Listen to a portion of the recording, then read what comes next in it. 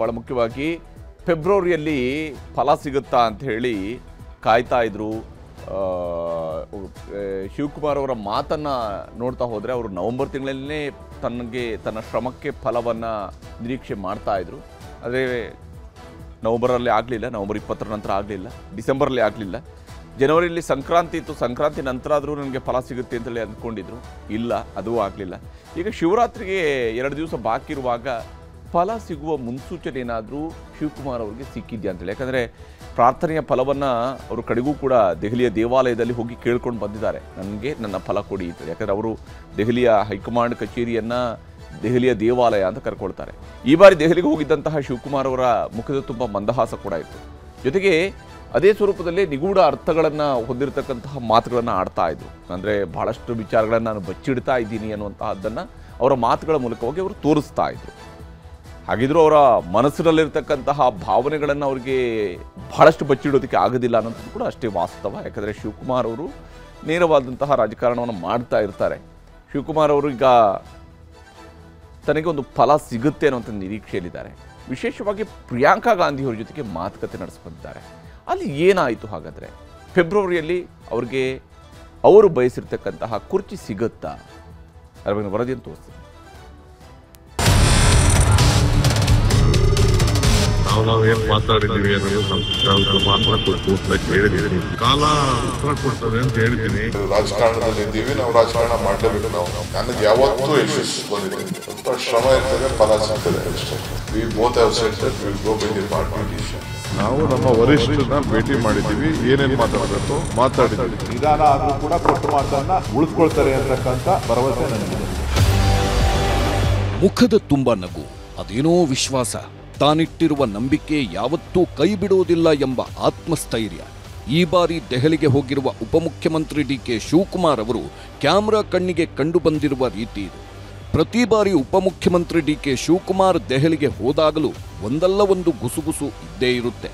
ಈ ಬಾರಿ ಸ್ವಲ್ಪ ಜಾಸ್ತಿನೇ ಆಗಿದೆ. ಯಾಕಂದ್ರೆ ಇಲಾಖೆ ಎಲೆಕ್ಷನ್ ಕೆಲಸಕ್ಕಿಂತಲೂ ಕೊಟ್ಟ ಮಾತನ್ನ ಉಳಿಸ್ಕೊಳ್ಳಿ ಅನ್ನೋದನ್ನ ನೆನಪಿಸೋದೇ ಮೊದಲ ಆದ್ಯತೆಯಾಗಿತ್ತು. ಅದು ಆಗಿಯೇ ತೀರಿದೆ ಅನ್ನೋದೇ ಡಿಕೆ ಕೊಡುತ್ತಿರುವ ಮೆಸೇಜ್. ಗಾಳಿ ಕುಡ್ಕೊಂಡು ಬಂದಿದ್ದೀವ ನಾವು, ಏನೇನು ಬೇಕೋ ನಾವು ಮಾತಾಡಿದ್ದೀವಿ. ಕಾಲ ಎಲ್ಲದಕ್ಕೂ ಉತ್ತರ ಕೊಡ್ತದೆ. ಶ್ರಮ ಇರ್ತದೆ, ಫಲ ಸಿಗ್ತದೆ ಅಷ್ಟೇ.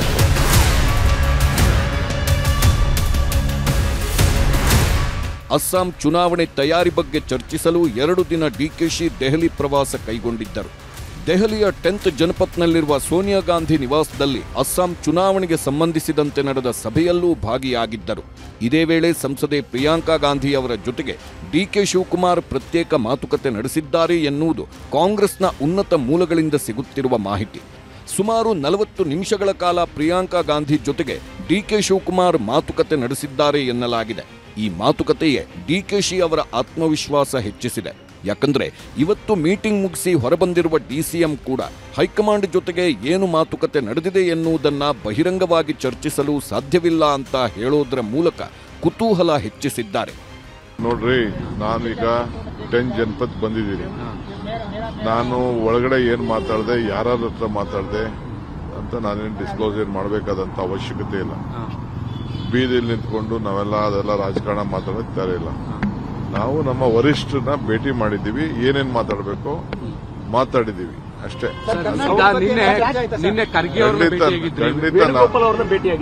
ಖಂಡಿತ ನಾನು ಬಂದ ಮೇಲೆ ಎಲ್ಲಾ ವಿಚಾರನೂ ತಿಳಿಸ್ಲೇಬೇಕಲ್ಲ, ಎಲ್ಲಾ ವಿಚಾರಗಳನ್ನ ಮಾತಾಡಿದ್ದೀನಿ. ಏನ್ ಬೇಕು ಮಾತಾಡಿದ್ದೀನಿ. ಅದನ್ನ ನಾನು ಪಬ್ಲಿಕ್ ಅಲ್ಲಿ ನಾನೆಲ್ಲ ಮಾತಾಡಕ್ಕೆಲ್ಲ ಆಗಲ್ಲ. ಬಂದ ಮೇಲೆ ಅವೆಲ್ಲ ನಾವು ನಾವೆಲ್ಲ ಏನು ಹೇಳಕ್ಕೆ ಅಂತ ನಾನು ಬಂದಿರೋದೇ ರಾಜಕಾರಣ ಮಾಡ್ಲಿಕ್ಕೆ. ಎಲ್ಲ ವಿಚಾರನ ಮಾತಾಡದೆ ಬರೀ ಸುಮ್ಮನೆ ಇಲ್ಲಿ ಬಂದು ಈ ಗಾಳಿ ಕುಡ್ಕೊಂಡು ಹೋಗಿ ಬಂದಿದ್ದೀವ ನಾವು. ಏನೇನ್ ಬೇಕೋ ನಾವು ಮಾತಾಡಿದೀವಿ. ಕಾಲ ಎಲ್ಲದಕ್ಕೂ ಉತ್ತರ ಕೊಡ್ತದೆ. ಪ್ರಿಯಾಂಕಾ ಜೊತೆಗೆ ಮಾತ್ರ ಅಲ್ಲ, ಎಐಸಿಸಿ ಸಂಘಟನಾ ಕಾರ್ಯದರ್ಶಿ ಕೆಸಿ ವೇಣುಗೋಪಾಲ್ ಜೊತೆ ಡಿಕೆ ಸಹೋದರರು ಒಟ್ಟಾಗಿ ಮಾತುಕತೆ ನಡೆಸಿದ್ದು ಸಿಎಂ ಪಟ್ಟಕ್ಕಾಗಿ ಪ್ರಬಲ ಹಕ್ಕೊತ್ತಾಯ ಮಂಡಿಸಿದ್ದಾರೆ. 2.5 ವರ್ಷ ಅಂತ ನಿಮ್ಮ ಸಮ್ಮುಖದಲ್ಲೇ ಮಾತಾಗಿತ್ತು.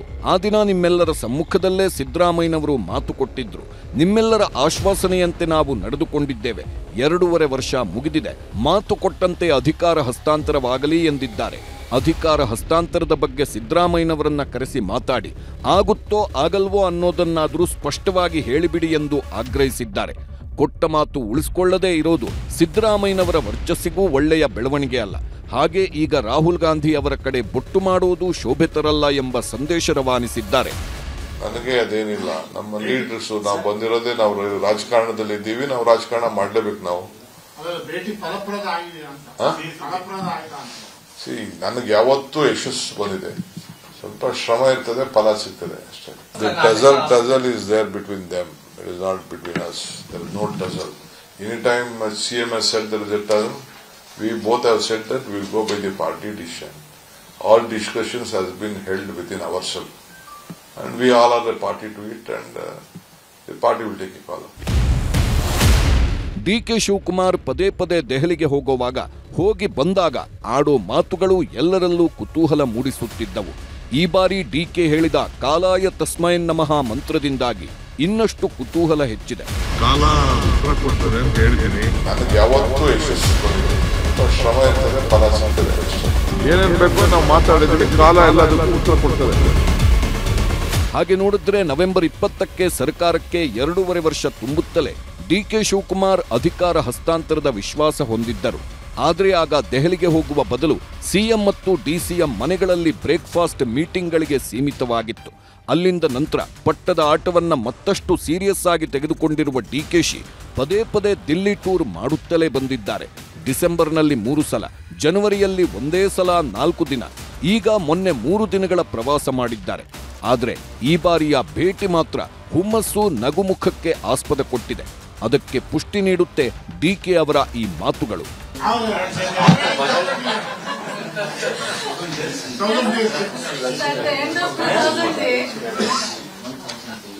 Colors, more the age, more the color. ಬೆಳಿಗ್ಗೆನೂ ಬಹಳ ಖುಷಿಯಲ್ಲಿ ಕಾಣಿಸ್ತಾ ಇದ್ದೀವಿ ಸರ್. ಅದಕ್ಕೋಸ್ಕರ ಭೇಟಿ ಆದ್ಮೇಲೆ ನಿನ್ನೆಕ್ಕಿಂತ ಸ್ವಿಂಗ್ ಆಗಿತ್ತು ಇವತ್ತು ಅಂತ. ಥ್ಯಾಂಕ್ ಯು ನಮಸ್ಕಾರ. ಈ ಮಧ್ಯೆ DKಶಿ CM ಆಗೋ ಕಾಲ ಹತ್ತಿರ ಬಂದಿದೆ. ದೆಹಲಿ ಪ್ರವಾಸ ಯಶಸ್ವಿಯಾಗಿದೆ ಎಂದಿದ್ದಾರೆ MLC ಚನ್ನರಾಜ ಹಟ್ಟಿಹೊಳಿ. ನಮ್ಮ ನಾಯಕರು ಯಾವತ್ತೂ ಹೇಳ್ತಾ ಇದ್ರು ಶುಭಗಳಿಗೆ ಬರಬೇಕಂತ. ಶುಭಗಳಿಗೆ ಶುಭ ಸಂದರ್ಭ, ಶುಭ ಕಾಲ ಬರಬೇಕು. ಆ ಸಮಯ ಹತ್ತಿರ ಬಂದಿದೆ ಅಂತ ನಮಗನ್ಸುತ್ತೆ. ಇವತ್ತು ದೆಹಲಿಯಲ್ಲಿ ನಮ್ಮ ನಾಯಕರಾದಂಥ DK ಶಿವಕುಮಾರ್ ಅವರು ವರಿಷ್ಠರನ್ನು ಭೇಟಿಯಾಗಿದ್ದಾರೆ. ಸುಮಾರು ರಾಜಕೀಯ ಚರ್ಚೆಗಳಾಗಿದ್ದಾವೆ, ಸಂಘಟನೆ ಚರ್ಚೆಗಳಾಗಿದ್ದಾವೆ. ಕರ್ನಾಟಕ ರಾಜ್ಯದ ವಿವಿಧ ಸಂಘಟನೆಗಳ ಬಗ್ಗೆ ಚರ್ಚೆ ಆಗಿದ್ದಾವೆ. ಯಾಕಂದರೆ ಮಾರ್ಚ್ 10ನೇ ತಾರೀಕು 6 ವರ್ಷ ಅವರು ಕಂಪ್ಲೀಟ್ ಆಗ್ತಾರೆ. ಈ ಒಂದು KPCC ಅಧ್ಯಕ್ಷರಾಗಿ 6 ವರ್ಷಗಳನ್ನು ಕಂಪ್ಲೀಟ್ ಮಾಡ್ತಾ ಇದ್ದಾರೆ. ಹೀಗೆ DCM DK ಶಿವಕುಮಾರ್ ದೆಹಲಿಯಿಂದ ಬಿಗ್ ಮೆಸೇಜ್ ಬರುವ ನಿರೀಕ್ಷೆ ಇಟ್ಕೊಂಡಿದ್ದಾರೆ. ಇವತ್ತಲ್ಲ ನಾಳೆ ಹೈಕಮಾಂಡ್ ನಾಯಕರು ದೆಹಲಿಗೆ ತಮ್ಮನ್ನ ಕರೆಸಿಕೊಂಡು ಅಧಿಕಾರ ಬದಲಾವಣೆ ಬಗ್ಗೆ ಸ್ಪಷ್ಟ ಸಂದೇಶ ರವಾನಿಸುತ್ತಾರೆಂಬ ಆಶಾವಾದ ಹೊಂದಿದ್ದಾರೆ.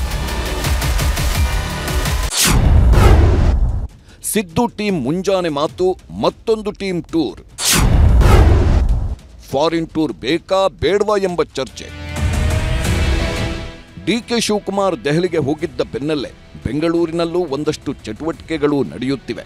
ಕಾಂಗ್ರೆಸ್ನ 25ಕ್ಕೂ ಹೆಚ್ಚು ಶಾಸಕರು ಪಶುಸಂಗೋಪನಾ ಇಲಾಖೆ ಕಡೆಯಿಂದ ಆಸ್ಟ್ರೇಲಿಯಾ ಹಾಗೂ ನ್ಯೂಜಿಲೆಂಡ್ಗೆ ಅಧ್ಯಯನ ಪ್ರವಾಸ ಹೋಗ್ತಿದ್ದಾರೆ ಎಂಬ ಮಾತುಗಳು ಓಡಾಡುತ್ತಿದ್ದವು. ಆದರೆ ಪಶುಸಂಗೋಪನಾ ಇಲಾಖೆಯಿಂದ ಪ್ರವಾಸ ಇಲ್ಲ ಎಂದು ಸಚಿವ ಕೆ ವೆಂಕಟೇಶ್ ಸ್ಪಷ್ಟನೆ ಕೊಟ್ಟರು. ಪ್ರವಾಸಕ್ಕೆ ನನ್ನನ್ನೂ ಕರೆದಿದ್ದರು, ಆದರೆ ನಾನು ಹೋಗುತ್ತಿಲ್ಲ ಎಂದರು. ನಮ್ಮ ಇಲಾಖೆ ಹೆಸರು ಯಾಕೆ ಬಂತು ಅಂತ ನನಗೂ ಅರ್ಥ ಆಗ್ತಾ, ನನಗೂ ಗೊತ್ತಿಲ್ಲ. ನಮ್ಮ ಇಲಾಖೆಯಿಂದ ನಾವು ಯಾರನ್ನೂ ಎಲ್ಲೂ ಟೂರ್ ಕರ್ಕೊಂಡು ಹೋಗ್ತಾ ಇಲ್ಲ. ನಾವು ನಮ್ಮ ಇದನ್ನ ಯಾಕೆ ನಮ್ಮ ಇಲಾಖೆ ಬಗ್ಗೆ ನನ್ನ ನೇತೃತ್ವದಲ್ಲಿ ಹೋಗ್ತಾರೆ ಅಂತ ಈ ಥರ ಹೇಳಿಕೆ ಕೊಡ್ತಾರೆ ಅಂತ ನನಗೂ ಗೊತ್ತಿಲ್ಲ. ಯಾರು ಹೇಳಿಕೆ ಕೊಟ್ಟಿದ್ರು, ನಮ್ಮ ಮೇಲೆ ಪುಟ್ಟರಂಗಶೆಟ್ಟಿ ಹೇಳಿಕೆ ಕೊಟ್ಟವ್ರೆ ಅಂತ ನನಗೆ ಹೇಳಿದೆ. ನಾನು ನೆನ್ನೆ ಸಂಜೆ ಅವ್ರಿಗೆ ಮಾತಾಡಿ, ಏನ್ರಿ ನೀವು ಯಾಕಪ್ಪ ಈ ಥರ ಹೇಳಿದ್ಯಾ, ಕೇಳಿದ್ರು ಹೇಳ್ಬಿಟ್ಟೆ ಅಂತ ಅಂದರೆ ಹೆಂಗೆ ಹೇಳ್ಬಿಟ್ರಿ, ಯಾವ ಥರ ನಿಮ್ಮದು. ಅದರಿಂದ ನಮ್ಮ ಇಲಾಖೆಯಿಂದ ನಾವು ಯಾರನ್ನೂ ಟೂರಿಗೆ ಕಳಿಸ್ತಾ ಇಲ್ಲ ಏನೋ. ಮತ್ತು ಇದು ಈ ಟೂರ್ಗೂ ಲೀಡರ್ಶಿಪ್ಪು, ನನ್ನ ಲೀಡರ್ಶಿಪ್ ಏನಿಲ್ಲ ಇದರಲ್ಲಿ. ಅಸೆಂಬ್ಲಿ ನಡೆಯೋ ಟೈಮಲ್ಲಿ ಏನಾಯ್ತು ಅಂತಂದರೆ ಎಲ್ಲ ಸೀನಿಯರ್ MLAs ಎಲ್ಲ ಸೇರಿಕೊಂಡು 4 ಸಲ 5 ಸಲ ಗೆದ್ದಂಥವ್ರು ಎಲ್ಲರೂ ಟೂರ್ ಹೋಗೋಣ ಅಂತೆಲ್ಲ ಅವರೆಲ್ಲ ಚರ್ಚೆ ಮಾಡ್ತಿದ್ರು. ಆ ಚರ್ಚೆಯಲ್ಲಿ ನಾನು ಭಾಗವಹಿಸಿದ್ದೆ. ಆಗ ನೀವು ಬನ್ನಿ ಅಂತೇಳಿ ನನಗೆ ಒತ್ತಾಯ ಮಾಡಿದ್ರು. ನೋಡೋಣ ಸಾಧ್ಯವಾದರೆ ಬರ್ತೀನಿ ಅಂತ ಹೇಳಿದ್ದೆ. ಬಟ್ ನಾನೀಗ ಯಾವ ಟೂರು ಹೋಗ್ತಾ ಇಲ್ಲ ನಾನು. ಇದರ ನಡುವೆ ಸಿದ್ದರಾಮಯ್ಯ ಆಪ್ತ ಶಾಸಕರ ಫಾರಿನ್ ಟೂರ್ ಬಗ್ಗೆ ನನಗೇನು ಗೊತ್ತಿಲ್ಲ ಅಂದ್ರು DK ಶಿವಕುಮಾರ್. ಅದನ್ನ ನಾನೇನು ಮಾತಾಡಕ್ ಹೋಗಲ್ಲ. ಅದು ಚೀಫ್ ಮಿನಿಸ್ಟರ್ ಉಂಟು, ಅವರು ಶಾಸಕರಿಗೆ ಏನು ಮಾರ್ಗದರ್ಶನ ಕೊಟ್ಟಿದ್ದಾರೆ ನನಗೆ ಗೊತ್ತಿಲ್ಲ. ನನ್ನ ಹತ್ರ ಏನು ಚರ್ಚೆ ಆಗಿಲ್ಲ. ನಾನು ನಿಮ್ಮ ಹತ್ರ ತಿಳ್ಕೊಳ್ತಾ ಇದ್ದೀನಿ ಇವತ್ತು. ನನ್ನ ಹತ್ರ ಯಾರು ನನಗೇನು ಹೇಳಕ್ ಹೋಗಿಲ್ಲ. ಇನ್ನು ಶಾಸಕರ ಟೂರ್ ಬಗ್ಗೆ ಶಾಸಕರಲ್ಲೇ ಇದೀಗ ಜಂಜಾಟ ಶುರುವಾಗಿದೆ. ಹೋದ್ರೆ ತಪ್ಪೇನು ಅನ್ನೋದು ಕೆಲವರ ವಾದ, ಬೇಡ ಅಂದ್ರೆ ಕ್ಯಾನ್ಸಲ್ ಮಾಡ್ಕೊಳ್ತೇವೆ ಅನ್ನೋದು ಹೋಗೋದಕ್ಕೆ ರೆಡಿ ಆಗಿದ್ದವರ ಮಾತಾಗಿತ್ತು. ಆ ಥರ ಏನಿರಲ್ಲ. ಏನು MLAಗಳು ಅಥವಾ ಬೇರೆಯವರು ಪ್ರವಾಸ ಹೋಗ್ಬಾರ್ದು ತಪ್ಪ. ದೇಶ ಸುತ್ತಿ ಕೋಶ ಓದಬೇಕು. ಇಲ್ಲ ಕೋರ್ ನಾಲೆಜ್ ಇಲ್ಲೇ ಕೂತಿರಿ ಏನು ಸಿಗುತ್ತೆ. ಈಗ ದೇರ್ ಆರ್ ಎಲೆಕ್ಟೆಡ್ ಮೆಂಬರ್ಸ್. ಅವರು ವೈಯಕ್ತಿಕ ಅವ್ರ ಖರ್ಚಲ್ಲಿ ಯಾರೇ ಆಗಲಿ ಹೋದರೆ ನಾವು ಯಾಕ್ರಿ ಹೋಗ್ತಿದ್ದೀರಿ, ಏನು ಮಾಡ್ತಿದ್ದೀರಿ ಅಂತ ಕೇಳೋದು ಏನು ಬಗ್ಗೆನು ಎನಿ ಮೀನಿಂಗ್. ಬಜೆಟ್ ಅಧಿವೇಶನ ಸಂದರ್ಭದಲ್ಲಿ ಹೋಗೋ ಅಗತ್ಯ ಇತ್ತ ಅಂತ ಸರ್ ಅದೆಷ್ಟು ನಡೀತದೆ ಈಗ. ಅಲ್ಲಿ ಅಗ್ರಿಕಲ್ಚರ್ದು, ಅಲ್ಲಿ ಅನಿಮಲ್ ಹಸ್ಬೆಂಡ್ರಿ ಬಗ್ಗೆ ಎಲ್ಲನೂ ಸ್ಟಡಿ ಮಾಡಬೇಕು ಬರ್ಬೇಕು ಅಂತ ಹೇಳಿ ಹೋಗ್ತಾ ಇದ್ವಿ ಅಷ್ಟೇ. ಮತ್ತೊಂದು ಯಾವ ವಿಚಾರ ಇಲ್ಲ, ಏನಿಲ್ಲ. ನಾವು ಹೋಗ್ತಕ್ಕಂಥ ಅವ್ರಿಗೆ ಯಾಕೆ ಕೇಳ್ಬೇಕಂತ ನಾವು ಯಾರೂ ಕೇಳಿಲ್ಲ. ಅವ್ರು ನಮ್ಗೇನು ಡೈರೆಕ್ಷನ್ ಕೊಟ್ಟಿಲ್ಲ ಬೇಡ ಅಂತ ಹೇಳಿ. ಸುರ್ಜೇವಾಲಾ ಅವರು ಅಥವಾ ಏನಾದರೂ ಹೈಕಮಾಂಡ್ ಏನಾದರೂ ಇದಕ್ಕೆ ಬ್ರೇಕ್ ಹಾಕಿದ್ರೆ ಹೋಗಬೇಡಿ ಅಂದ್ರೆ ತಮ್ಮ ನಿಲ್ವ ಹೇಗೆ ಸರ್? ನಮ್ದೇನಿಲ್ಲ, ಬಿಡ್ತೀವಿ.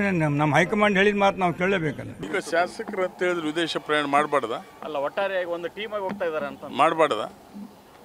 ಟೀಮ್ ಆಗಲ್ಲ, ಏನೋ ಫ್ರೆಂಡ್ಸ್ ಕೇಳ್ರಿ. ಈಗ ಫ್ರೆಂಡ್ಸು ಸೇರಿ ಈ